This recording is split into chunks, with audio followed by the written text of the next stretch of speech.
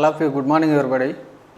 ఈరోజు మనం చాలా ముఖ్యమైన లెసన్, మరి మన భారతదేశానికి సంబంధించిన ఎన్విరాన్మెంట్ డెవలపింగ్ సంబంధించిన ముఖ్యమైన కార్యక్రమాలు ఏంటి అన్న కాన్సెప్ట్లో మనం ఇక్కడ చూద్దాం నాన్న.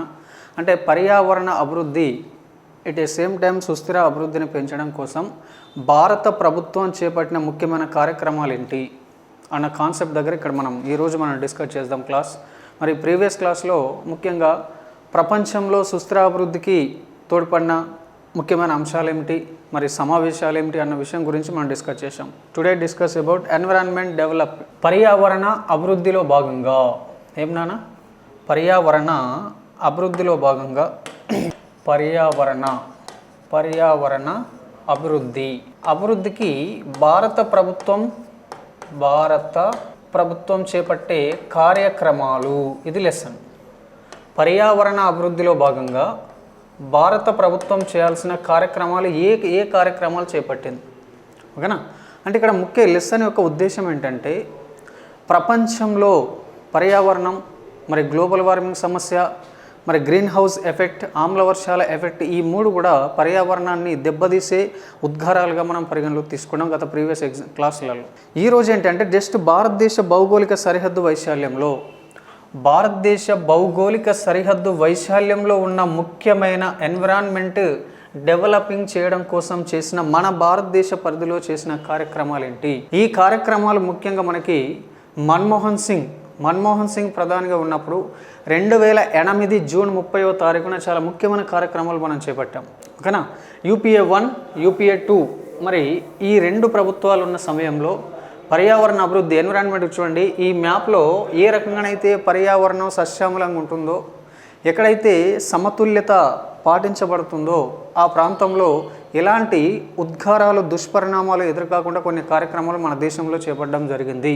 ఆ కార్యక్రమాలు ఏంటి అన్న విషయం ఇక్కడ మనం 1 by 1 డిస్కస్ చేద్దాం నాన్న. ఫస్ట్ కార్యక్రమాలు వచ్చేసి ఇక్కడ ఫస్ట్ డిస్ప్లే చేసిన తర్వాత 1 by 1 మనం చూద్దాం, లేదా లెసన్ కాన్సెప్ట్గా రాసుకుందాం. ఫస్ట్ వచ్చేసి NAPCC కార్యక్రమాలు. నెంబర్ 1 ఏం నాన్న, NAPCC. ఇక్కడ ముఖ్యంగా వీటికి సంబంధించిన అబ్రివేషన్స్ మనకి ఎగ్జామ్ పాయింట్ ఆఫ్ వ్యూలో చాలా ముఖ్యం. ఈ NAPCC ఆధ్వర్యంలో మన దేశంలో పర్యావరణ అభివృద్ధి కోసం చేసిన ముఖ్యమైన అభివృద్ధి కార్యక్రమాల్లో మొదటిది JNNSM. ఏమన్నా దీని పరిధిలో చేసిన ముఖ్యమైనవి JNSSM. NAPCC అంటే ఏంటి అన్న విషయం నేను అక్కడ చెప్తా. JNNSM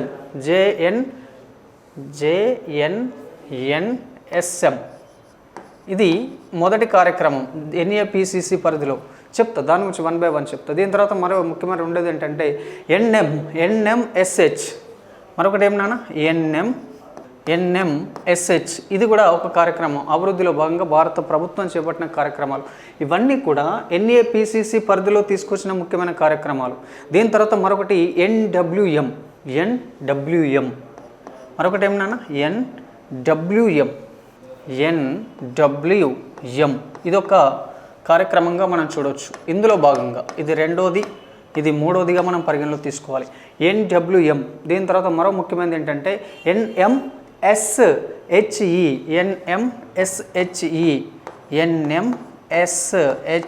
ఇదొక కార్యక్రమం, ఓకేనా. ఇదో కార్యక్రమంగా మనం చూడవచ్చు. దాని అబ్రివేషన్ ఏంటి, దాన్ని దేనికోసం తీసుకొచ్చారన్న విషయం నేను అక్కడికి వచ్చి చెప్తా.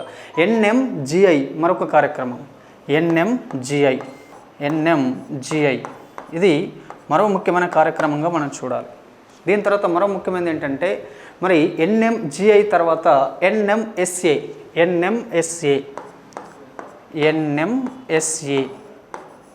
ఇదో ముఖ్యమైన, ఇందులో మరొక ముఖ్యమైన కార్యక్రమం, ఓకేనా. దీని తర్వాత ప్రకాష్ పద్ అనే కార్యక్రమం. ఇక్కడ ఈ JNNSM నుండి NMSA వరకు ఇవన్నీ కూడా దీని పరిధిలో తీసుకొచ్చిన కార్యక్రమాలు. దీని తర్వాత నెంబర్ 2 ప్రకాష్ పద్.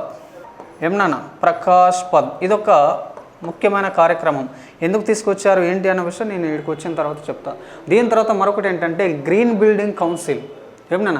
GBC.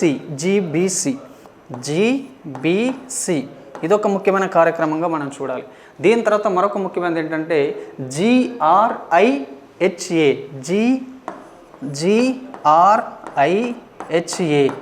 ఇదో ముఖ్యమైన కార్యక్రమం. దీని తర్వాత మరొక ముఖ్యమైనది ఏంటంటే రైట్, ఇది థర్డ్, ఇది ఫోర్త్ వన్, ఇది థర్డ్ వన్, ఇది ఫోర్త్ వన్. నెక్స్ట్ వచ్చేసి మనకి ఫిఫ్త్ వన్ ఏంటంటే ఇక్కడ GRIHMA తర్వాత కార్బన్ పాదముద్ర. మరొకటి ఏమన్నా కార్బన్ పాదముద్ర, కార్బన్ పాదముద్ర. దీని తర్వాత కొన్ని ముఖ్యమైన సంస్థల గురించి మనం చూడాలి. ఇది భారతదేశంలో తీసుకొచ్చిన ముఖ్యమైన పర్యావరణ అభివృద్ధి కోసం తీసుకొచ్చిన ముఖ్యమైన కార్యక్రమాలు. ఇక్కడికి వచ్చిన 1 to 6 వరకు దీని పరిధిలో తీసుకొచ్చాయి. ఓకేనా, మరి ఇక్కడ 1 by 1 చూద్దాం నాన్న. ముఖ్యంగా మనకు ఫస్ట్ ఏముంది ఇక్కడ NAPCC.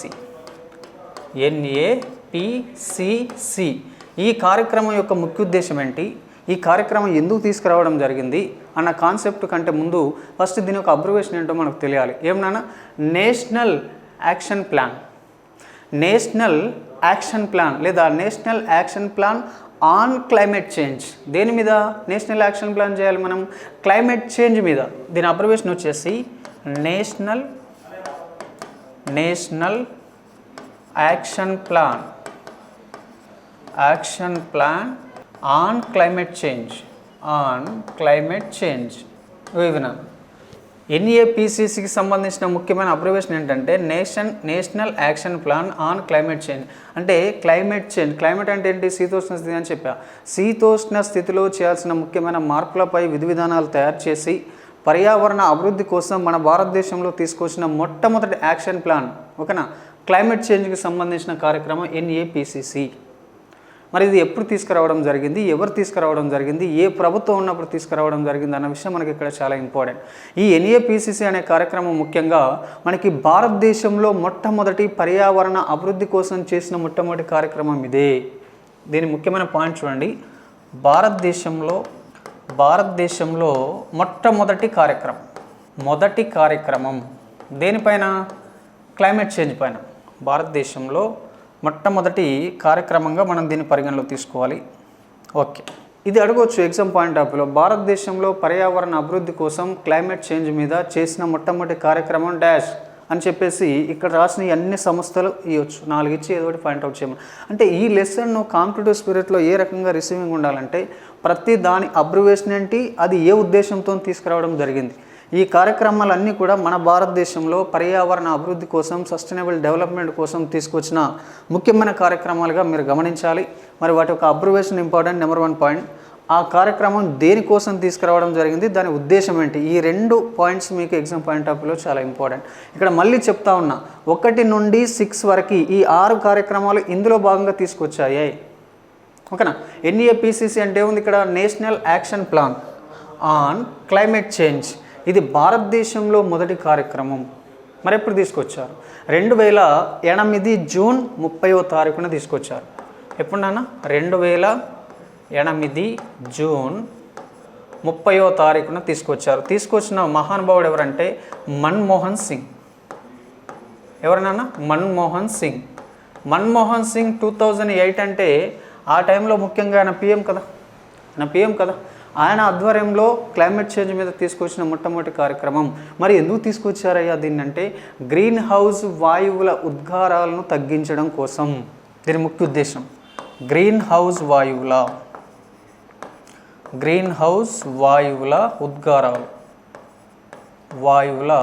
ఉద్గారాలు తగ్గించాలి.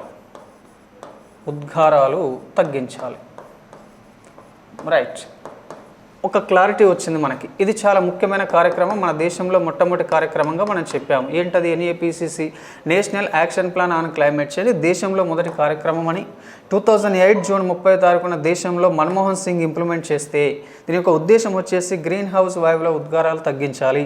గ్రీన్ హౌస్ వాయువులు అంటే ఏంటి? ఆల్రెడీ ప్రీవియస్ క్లాస్లో అనేక సందర్భంలో మీకు చెప్పాను.